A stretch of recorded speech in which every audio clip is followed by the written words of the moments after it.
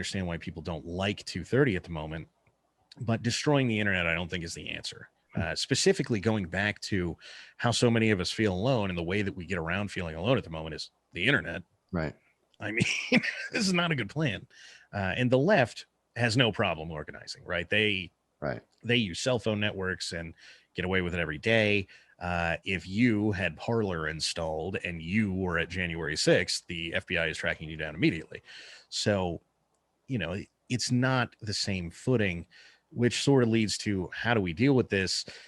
Well, if you grant that, look, you can't sue these people for what people say on the lines, right? Sort of the same grant that we give AT&T and Verizon and everybody else. The flip side of that is, well, they can't ban people, right? That's not how this works. We have given you governmental protection, so now you have to follow the government's rules. And interesting enough, as of the day that we're recording this, yesterday, Clarence Thomas didn't say that precisely, but he hinted at it really hard. Well, if you were to bring this kind of case to the Supreme Court, clearly you could reference this case law, and you could find out that the government isn't allowed to abridge the freedom of speech, nor is it allowed to compel a company to infringe on the freedom of speech on its behalf. And that if we're providing some sort of protection for a company, then they can't do that.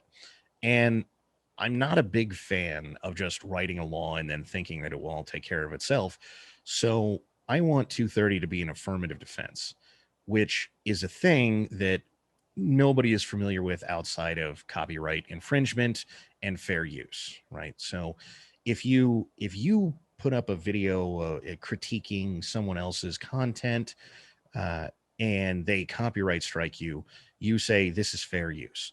And when you say fair use, what you mean is, yes, I used your copyrighted work, but I'm legally allowed to for X, Y, and Z reasons over here.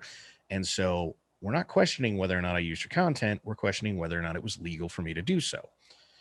And that's the same position I want Twitter, Facebook, YouTube in, right?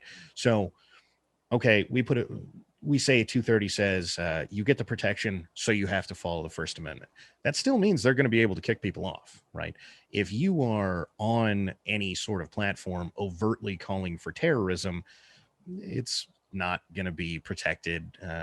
If you said kill Bob the Builder right now immediately, then God forbid anything happened to Bob the Builder, but you are also legally responsible for that. That is direct threats, etc., wouldn't be protected. So all of these social media companies could kick you off. Well, if they do, you are automatically granted the right to sue them because their answer is an affirmative defense, right? So if they're right to kick you off, well, then who cares, right? They go to court. They say, look, here is our XYZ reasons why we kicked you off. They are lawful reasons. You were calling for violence against Bob the Builder at a specific time and date. That's not lawful. Here's the Supreme Court precedent. And they have plenty of lawyers. They'll be fine. Rightly, the answer to this is, well, yeah, but so what? Then they still have to go to court a million times. Okay, include an anti-SLAPP provision. If you file a lawsuit that is just complete garbage in specifically Texas, right? You can be countersued. Mm-hmm. And now, look, don't get me wrong. I understand you can't get blood out of a turnip, but it will dissuade these lawsuits. There will still be people who file bad lawsuits for getting kicked off, but there will be less of them, because if I sue Google after they rightly kick me off, Google comes down and says, this is why we kicked you off. This is why it was legal.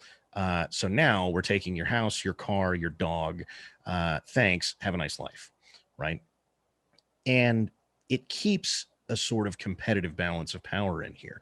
And I'm not, I assume that something like the ACLU, terrible as they are, would show up and be willing to just sue the hell out of, everybody, right?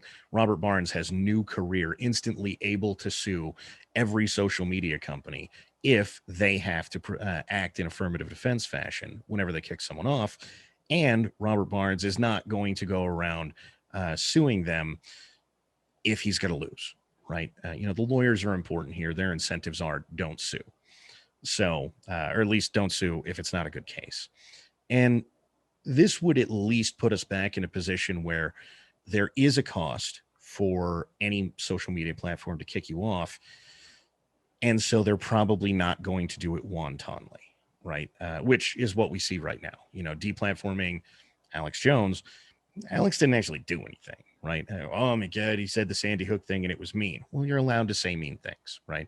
And so if YouTube and Twitter and Facebook all had to go to court and go, well, we kicked Alex Jones off because he said mean things, every judge in the country would go, mean things are protected speech. You know who you get to thank for this? The ACLU, Muskogee. Enjoy. Mm-hmm.